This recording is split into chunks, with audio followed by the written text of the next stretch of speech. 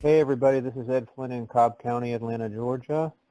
I started in February and I had one where the family, it was a Medicaid clawback.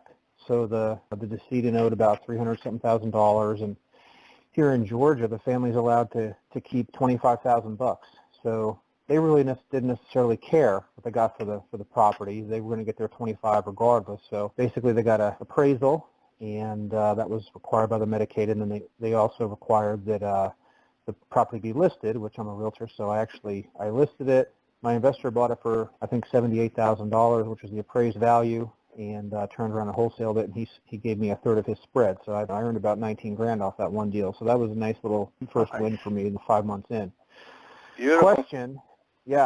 Question, I want to backdoor that process, and is there a way that, I know it might be specific to the states, but have you ever heard about any lists available that show folks that have passed away and owe Medicaid money? So I can kind of come at it through that way and say, okay, well, here's somebody that, here's one that, so in other words, I can compare my list and say, okay, I know these folks are Medicaid clawback, so they're probably, they're going to get 25 grand kind of thing. You know what I mean? Those ones will be good for investors. I don't know if you're going to find a list because of HIPAA laws, but one of the people that I encourage everybody to add, and probably not often enough in this forum, but like I tell everybody, you can never have enough spokes in your wheel. So you're the hub in the wheel, and your investors a spoke, your contractors a spoke. But one of those spokes should be a social worker, because those folks can help in a lot of situations when you have family members that are living in a home that the family wants out, but you don't want to create a homelessness situation.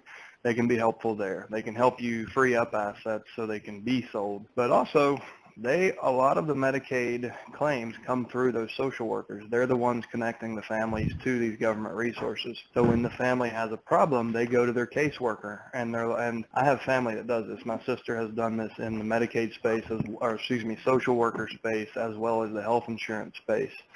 And so I'm familiar with it. But when the families build a relationship with their caseworkers, and there's also a kind of an up-and-coming field called care management. Care managers is it's a relatively new well, there's a franchise, profession. and there's a couple here in Georgia where they have like called transitions.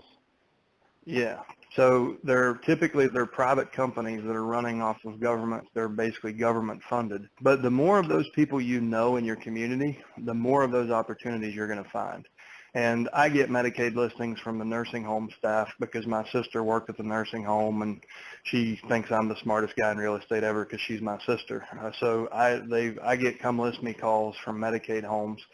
Just, can you help this family? They need to clear this asset. So the more of those social workers and nursing home employees, care managers, the more of those people that understand your business model, the more referrals and opportunities you're going to get. But I don't think you're going to find that on a list because of privacy laws. But that's the good news. If you do the work and you build it organically, then your flag is in the sand, and you're going to be operating in a blue ocean. You'll have that business to yourself.